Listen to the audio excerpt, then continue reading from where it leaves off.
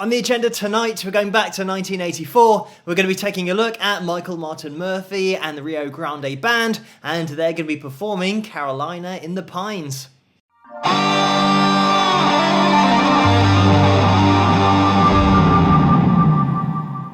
Hello, Phil here from Wings of Pegasus, and welcome to another analysis video. If you enjoyed this video, please give it a thumbs up and subscribe. So last week we had our first look at Michael and the band, so we're going to be taking another look at him because last week unfortunately I ran out of time to get into the background and his career, so we'll do that at the end of this video, as well as looking a little bit at this song, the chords involved as well. And it is an interesting one because you can pretty much play a B for the whole of this song, and I will demonstrate that later on. But let's get Michael up on screen with the band and see how they get on.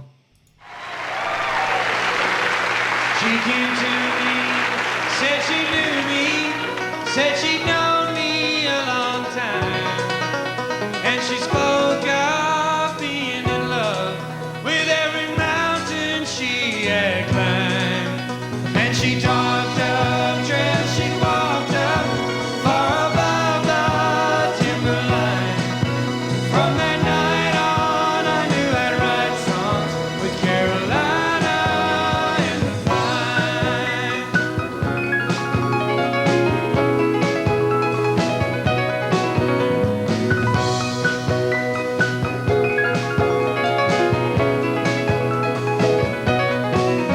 There's a new moon on the 14th, first quarter the 21st, and the full moon in the last week brings a fullness to this earth. There's no guesswork in the clockwork of the world's heart or mind. There are nights I only feel right with Carolina in the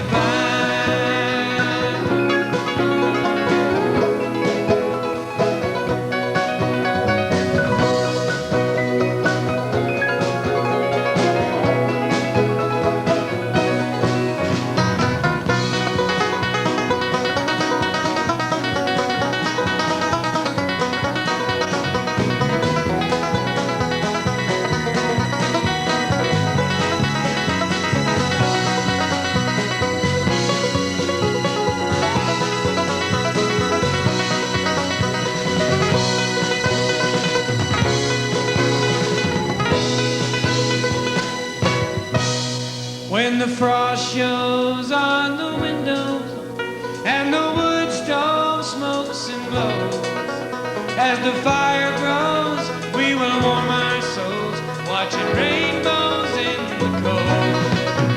And we'll talk of trails we walked up far above the timberline. There are nights I only feel right with Carolina in the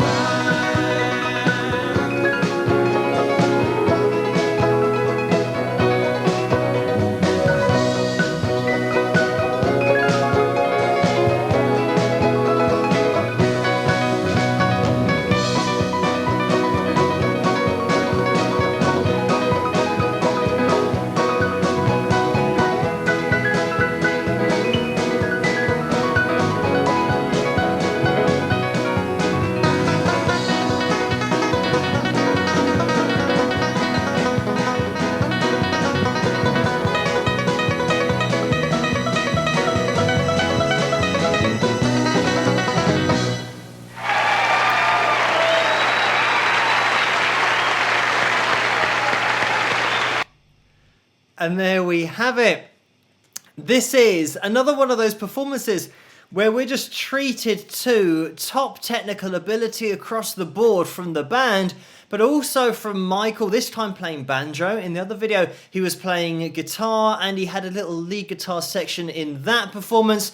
And in this one, he has a little lead banjo section as well. So playing that banjo, the right hand, the amount of ability that he has, obviously multi-instrumentalist, but being at such a high level on the banjo as well as the guitar is mightily impressive, considering that in the other performance, which is Wildfire, that I looked at before, he has a great lead section in there as well. So he's just got the ability to hold down a lead section on banjo or guitar, keep engaged the whole time, and this is not even mentioning the voice that he's got, that silky smooth vocal. Let me throw in there as well that he's singing and playing at the same time with all of these sequences going on in that right hand on the banjo. Really impressive stuff, doing two things at once, doubling the difficulty, but it's a seamless performance. And I love the way that he delivers his performance as well, just smiling, looking directly at the camera here as well, just so relaxed, and he just makes it look really easy, and it's anything but. So a top performance across the board here. Just before jumping into the guitar and showing you guys how to play along with this if you want to, quick mention of David Hoffman on keys again, just all over that piano, and a really cool run that we get in this song. The way that he just seems to float through those 30-second notes I think we've got in there. Sometimes when you're listening to country music and bluegrass, you get a lot of 16th notes, but we're doubling that up here on piano. So mightily impressive from a technique standpoint. Again, as he was in Wildfire, same player, same ability, same face-melting runs that you can just throw together on that piano. But getting into the chords here, you can see that I've got a capo on the 2nd fret, and you can play this without a capo if you want to. What I'm going to do is actually just play the video, and this is something that makes it very difficult to hear exactly what's going on with the guitar in the background because the banjo's so high in the mix. So listening out for it's really difficult, and we've got the bass playing a B for most of the song here. And just to demonstrate that, I'll play along. And all I'm going to do here is just play the B, and you'll start to hear what I mean. She came to me, said she knew me, said she'd known me a long time, and she spoke of being in love with every mountain she had climbed, and she talked of trails she walked up far above the timberline. From that night on I knew I'd write songs with Carolina in the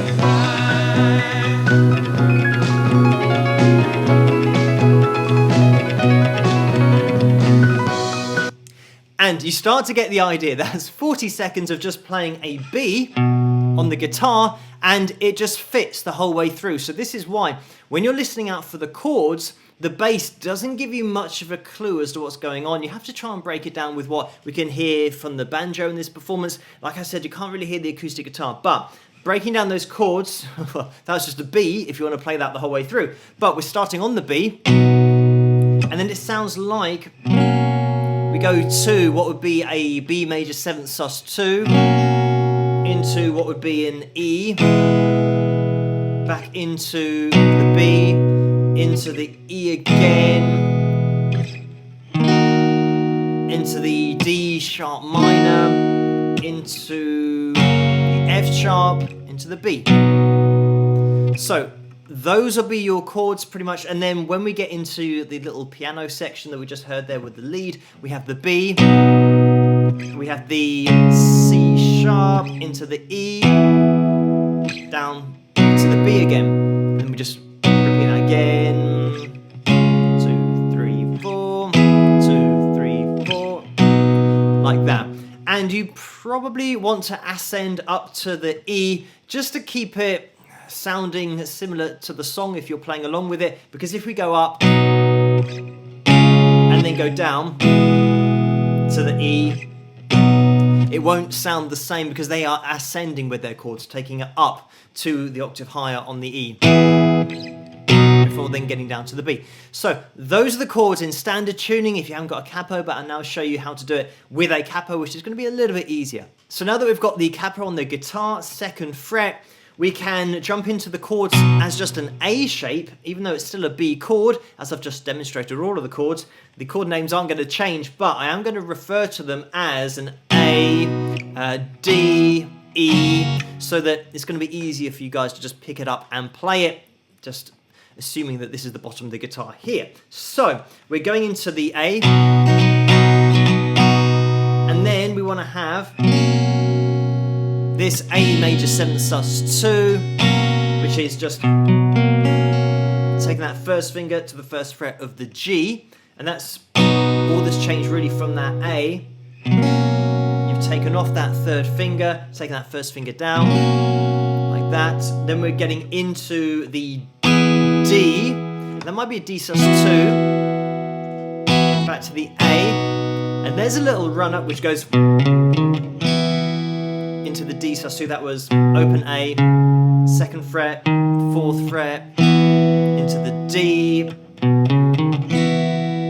like that, into here. I mean, you'll know this if you're playing the shape as a D sharp minor in terms of where we are on the guitar, but I've already mentioned that in the previous demonstration of the chords, so don't worry too much about it. As long as you're between your 2nd and your 3rd dot on the guitar, then you're fine. Then we're going back down to the, what would be an E shape, but of course it's an F sharp, but the E over to the A.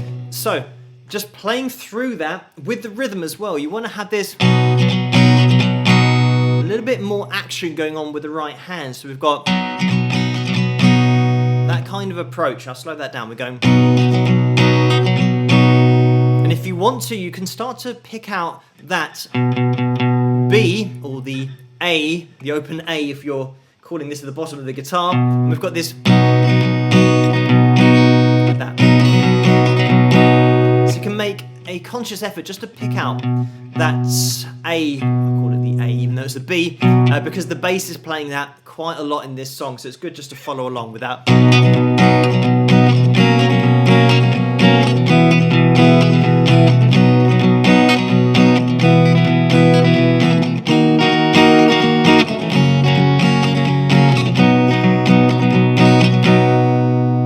Just like that, and you just want to keep that rhythm nice and loose on that right hand. When we get into the little solo sections, again we have this, and then you will have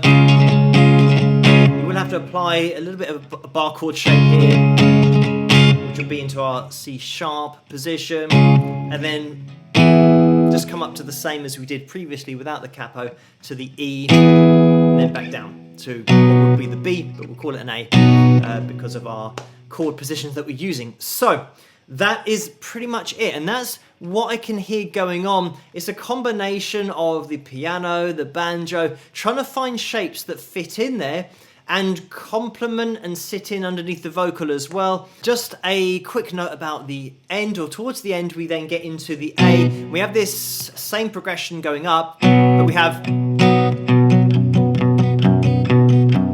so now we're jumping from the A down to the E string like that. So we get this A, then the chord, E chord, A chord, E chord, like that. Like that. And we're still going to be moving up. And I'm just moving that first finger over in order to get those root notes to change up to the E. Like that, back down to the A, E, and that's pretty much it. You can even do a little run up there if you want to, but that's a little section that comes in at the end, and then we do speed up the tempo as well, and the chords at the end there where Michael really starts going for it is still going to be the same chords that we have in that, and so on and so forth into your D.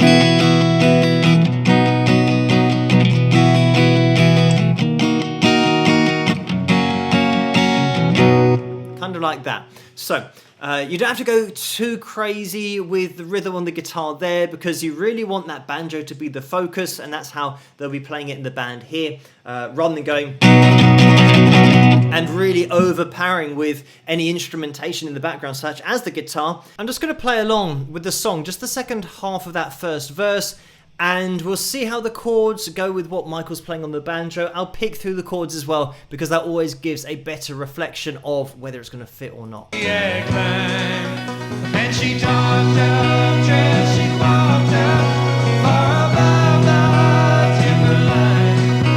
From that night on, I knew I'd write songs with Carolina in mind.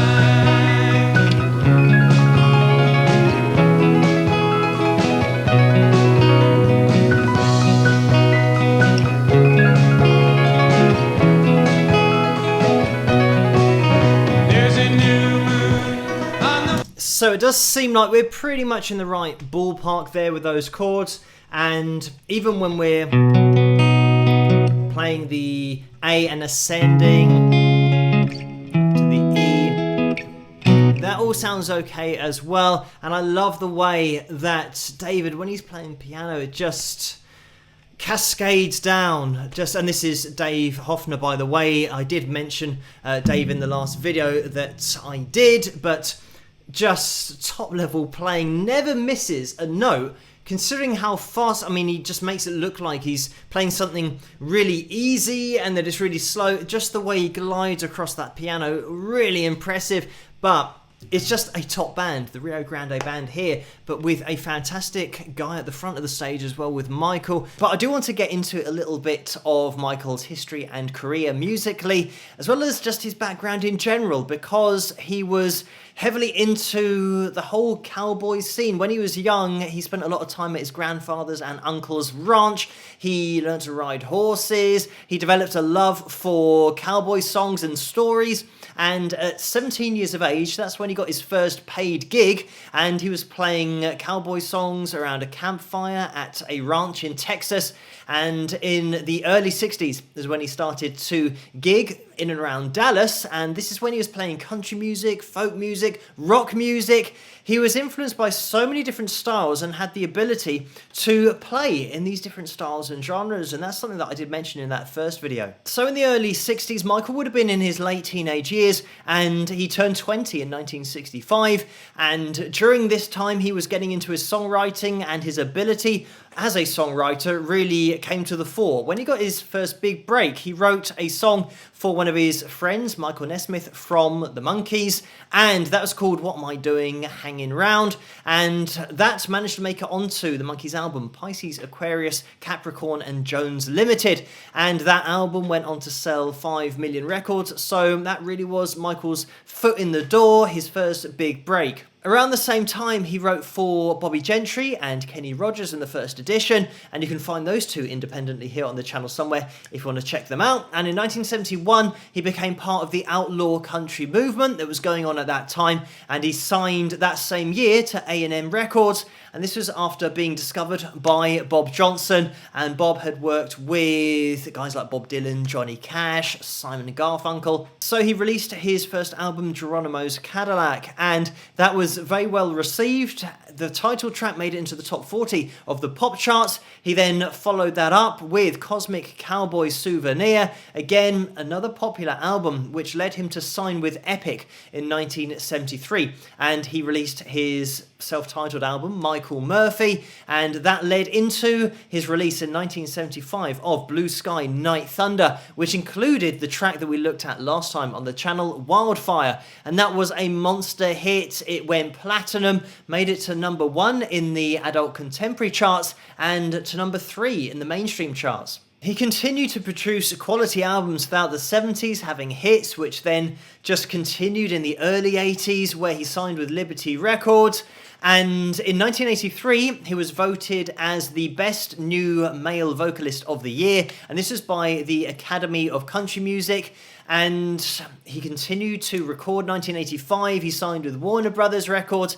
Going into the 1990s, now he started to get into his cowboy songs, the Western music that he was really into as a kid and had a passion for. Obviously, it's going to be impossible to cover everything that Michael's achieved throughout his career in this one video, but bringing things a little bit more up to date, in 2009, he got back to his bluegrass roots, having sung lead vocal for the Earl Scruggs Band, kept releasing albums. In 2013, he released Red River Drifter, and that got to number 3 in the bluegrass charts. So it just shows his ability across those genres of bluegrass, country and western, the pop charts as well, that mainstream chart that I mentioned earlier, that crossover success.